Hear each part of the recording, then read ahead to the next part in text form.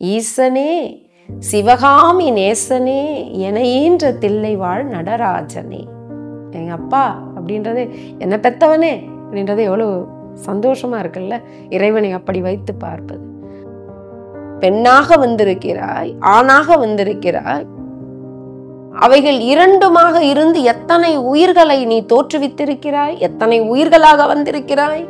சரி, என்னை பார்த்து உனக்கு என்ன தோணலாம்? எப்படியெல்லாம் ஒவ்வொரு அருளாளர்களும் என்னுடைய அடியவர்களும் என்னை புகழ்ந்து புகழ்ந்து பாடல் எழுதியிருக்கிறார்கள்.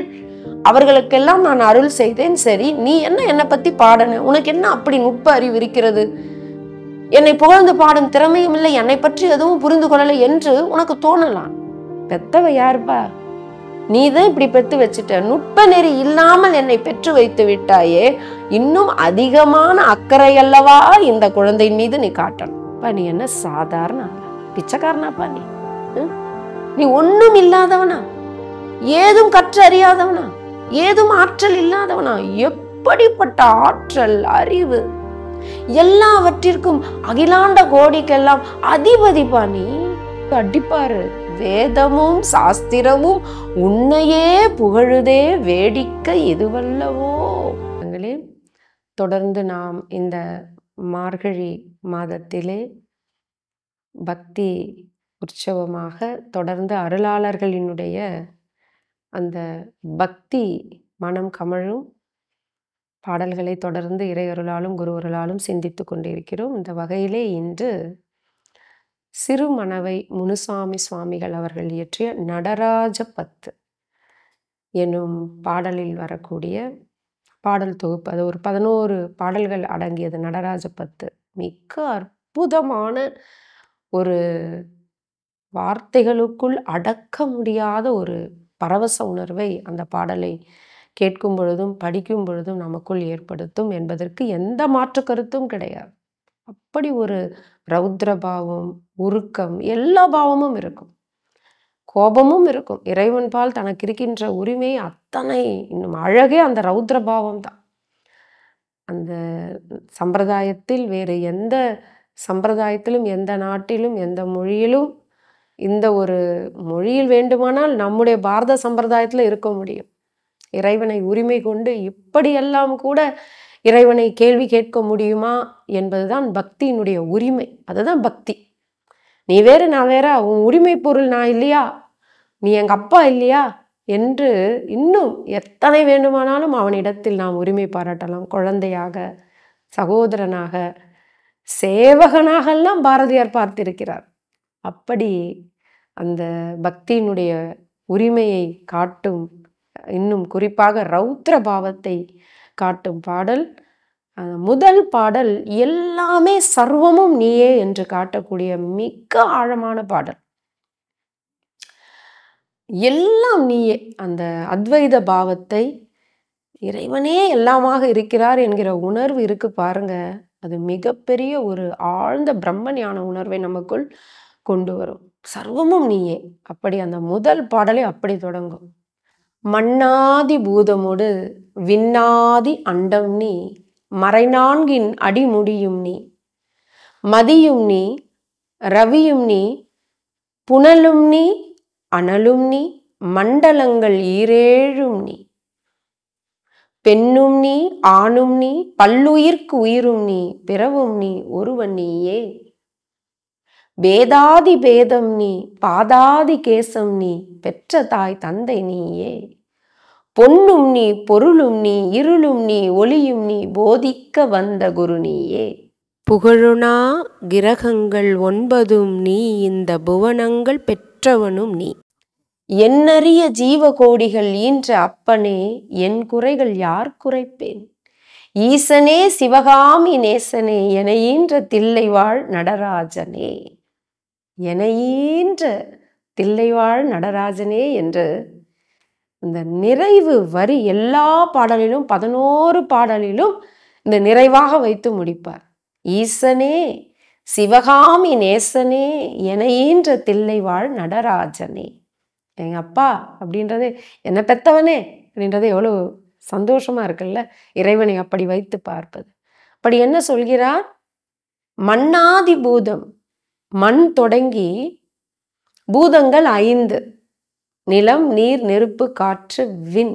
மண்ணாதி பூதம் நீ, விண்ணாதி அண்டம் நீ, மண்டலங்கள் 2 நீ.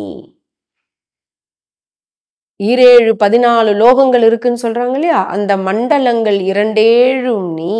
பெண்ணும் நீ, ஆணும் நீ. இப்ப எல்லாம் நீதான். பெண்ணும் நீ, ஆணும் நீ, பல்லுயிர்க்கு உயிரும் நீ.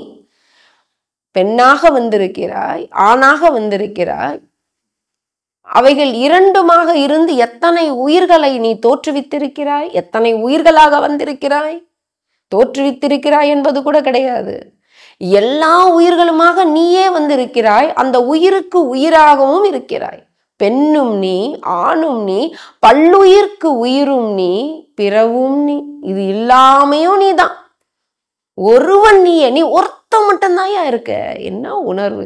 பிறவும் நீ, ஒருவன் நீயே. பேதாதி பேதம் நீ, பாதாதி கேசம் நீ, பெற்ற தாய் தந்தை நீயே. இந்த பேதித்த அண்ட கோடிகள் எல்லாம் நீதான். பாதாதி கேசம் நீ. ஆதி முதல் அந்தம் வகை இருக்கின்ற எல்லாமே நீதான் சொல்றார். முன்னிலிருந்துதான் அனைத்தும் பேதித்து பேதித்து இத்தனை உயிர்களாகவும் உலகங்களாகவும் ஜடப்பொருட்களாகவும் மனிதர்களாகவும் வந்திருக்கிறது. அப்பொழுது ஆதி முதல் அந்தம் வரை நீயே இருக்கிறாய். பாதாதி கேசம் நீ. என்னை பெற்ற தாய் தந்தையும் நீயே. பொன்னும் நீ, பொருளும் நீ. நாங்கள் உபயோகிக்கின்ற ஆசைப்படுகின்ற பொன் எது? நீதான். பொருளும் நீதான். இருளும் நீ, ஒளியும் நீ, போதிக்க வந்த குரு நீயே. பொன்னும் நீ, பொருளும் நீ, இருளும் நீ, ஒளியும் நீ, போதிக்க வந்த குரு நீயே. புகழனா கிரகங்கள் 9 நீ. இந்த நவகிரகங்களும் நீதான். பிரச்சனை பண்ணுமா இறைவன் என்றால்? சனி பயிற்சி, சனியினால பிரச்சனை, என்னமோ பிரச்சனை என்கிறோமே, இறைவன் செய்வாரா? எல்லாமே இறை தோற்றமாக பார்க்கிறார் இந்த அருளாளர், இந்த மகான். புகழனா, புகழ முடியாத கிரகங்கள் 9 நீ. இந்த புவனங்கள் பெற்றவனும் நீ. இந்த எல்லா புவனங்களும் நீதானையா பெத்த. இந்த புவனங்கள் பெற்றவனும் நீ. என்னறிய ஜீவ கோடிகள் ஈன்ற என் அப்பனே. என் குறைகள் யாரு குறைப்பேப்பா? என் பிரச்சனையை உங்ககிட்ட சொல்லாம வேற யார்கிட்டப்பா சொல்ல முடியும்? எவ்வளவு பக்தி பாருங்களேன். இதுதான் பக்தி, இதுதான் பக்தி. இதுல என்ன இருக்கு? உணர்வு. இதுல ஏதாவது விளக்கம் கொடுக்க முடியுமா? என்ன சொல்ல வருகிறார் சிறுமணவை? உணர்வுயா இது. இதற்கு பொருளுக்கு பொருள், பதத்திற்கு பதம் விளக்கமா சொல்ல முடியும்? உணர்வு. எப்பா என் கஷ்டத்தை நான் யார்கிட்ட சொல்ல? எங்க அப்பங்கிட்ட தானே சொல்ல முடியும், என் தந்தையிடத்தில் தானே சொல்ல முடியும். பிள்ளைக்கு ஒரு கஷ்டம்னா யார்கிட்ட போய் சொல்ல முடியும்? அப்பா கிட்ட தானே சொல்ல முடியும். என் குறைகள் யார் குறைப்பேன்? ஈசனே சிவகாமி நேசனே எனையின்ற தில்லை வாழ் நடராஜனே என்று அற்புதமான பாடல். இல்ல, ஒரு 5வது பாடல் ஒன்று வரும், ரொம்ப அழகா இருக்கும். நொந்து வந்தேன் என்று 1000 சொல்லியும் செவியென்ன மந்தமுண்டோ. பா, இவ்வளவு சொல்கிறேனே, உன் செவி என்ன மந்தமாயிடுச்சாப்பா? நுட்ப நெறி அறியாத பிள்ளையை பெற்ற பின் நோக்காத தந்தை உண்டோ? சரி, என்னை பார்த்து உனக்கு என்ன தோணலாம்? எப்படியெல்லாம் ஒவ்வொரு அருளாளர்களும் என்னுடைய அடியவர்களும் என்னை புகழ்ந்து புகழ்ந்து பாடல் எழுதியிருக்கிறார்கள். அவர்களுக்கெல்லாம் நான் அருள் செய்தேன். சரி, நீ என்னை பத்தி பாடன? உனக்கு என்ன அப்படி நுட்ப அறிவு இருக்கிறது? என்னை புகழ்ந்து பாடும் திறமையும் இல்லை, என்னை பற்றி எதுவும் புரிந்து கொள்ளலை என்று உனக்கு தோணலாம். பெத்தவ யாருப்பா?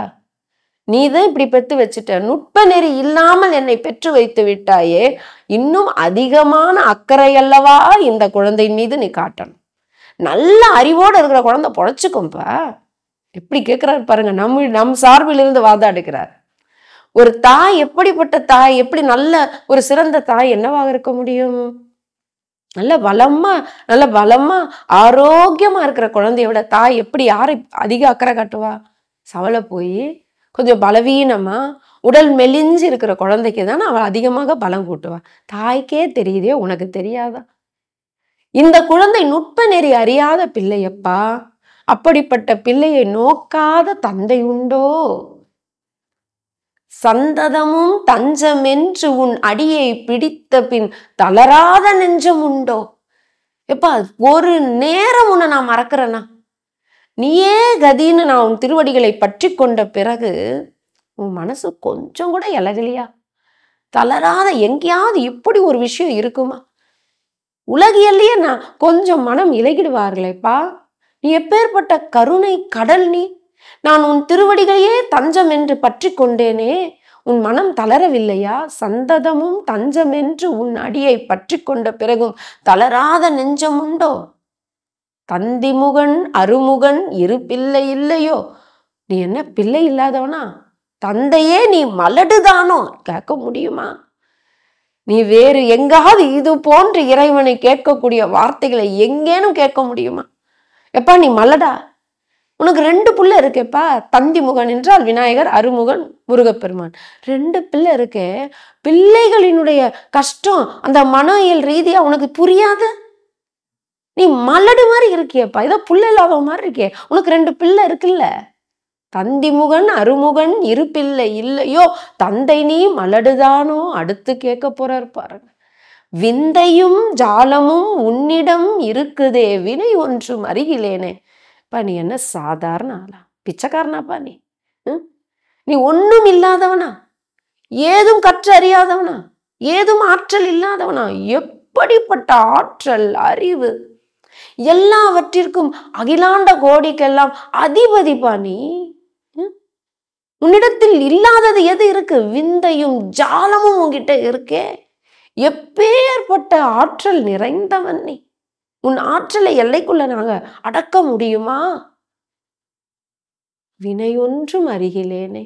அப்படி இருந்தும் கிட்ட இருக்கிறது எதுவும் குறைய போறதும் இல்லை. ஆனா ஏன்பா கொடுக்கல எனக்கு? என் வினை என்னன்னு எனக்கே தெரியல. ஏன் நீ கொடுக்கல? இப்பேற்பட்ட ஆற்றல் உடைய நீ என்னளவில் ஏன் அருள் செய்யவில்லை என்று என் வினை எனக்கு ஒன்றும் புரியவில்லையே. அடுத்து அடிப்பாரு.